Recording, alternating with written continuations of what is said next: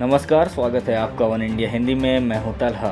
Tax filing में आ रही दिक्कतों और उस बाबत दिग्गज आईटी कंपनी इन्फोसिस की आरएसएस से जुड़ी पत्रिका में आलोचना किए जाने पर भारतीय रिजर्व बैंक के पूर्व गवर्नर डॉक्टर रघुराम राजन ने नाराजगी जताई है। उन्होंने पूछा कि क्या केंद्र सरकार को कोविड टीकाकरण के मोर्चे पर शुरू में कथित खराब प्रदर्शन के लिए देशद्रोही करार दिया जाएगा।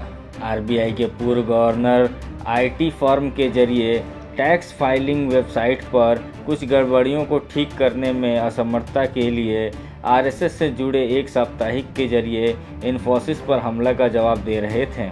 हाल के महीनों में कई निजी क्षेत्रों की फर्मों को सरकार या संस्थाओं या व्यक्तियों के गुस्से का सामना करना पड़ा है। डॉक्टर राजन ने एक उदाहरण के रूप में जीएसटी को लेकर अजीबोगरीब हवाला देते हुए कहा कि ये मुझे पूरी तरह से अनुत्पादक के रूप में कुरेदता रहता है।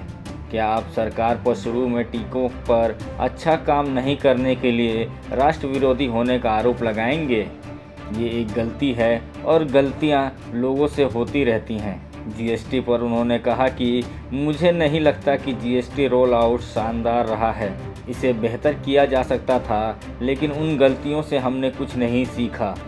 उन्होंने कहा कि अपने पूर्वाग्रहों को दूर करने के लिए इसे एक क्लब के रूप में इस्तेमाल नहीं किया जाना चाहिए। इससे पहले वित्त मंत्री निर्मला सीतारमण ने भी कहा था कि 5 जन में प्रकाशित लेख जिसमें इन्फोसिस को राष्ट्र विरोधी कहा गया वो सही नहीं था। सीतारमण ने कहा था कि ये सही नहीं था, इस तरह के कमेंट्स की ज़रूरत नहीं थी। मुझे लगता है कि उन लोगों ने भी बयान देकर जिसने ये लिखा है उसे खुद को दूर कर दिया है। इस तरह की प्रतिक्रियाएं बिल्कुल भी सही नहीं हैं। इस खबर में फ़िलहाल इतना ही।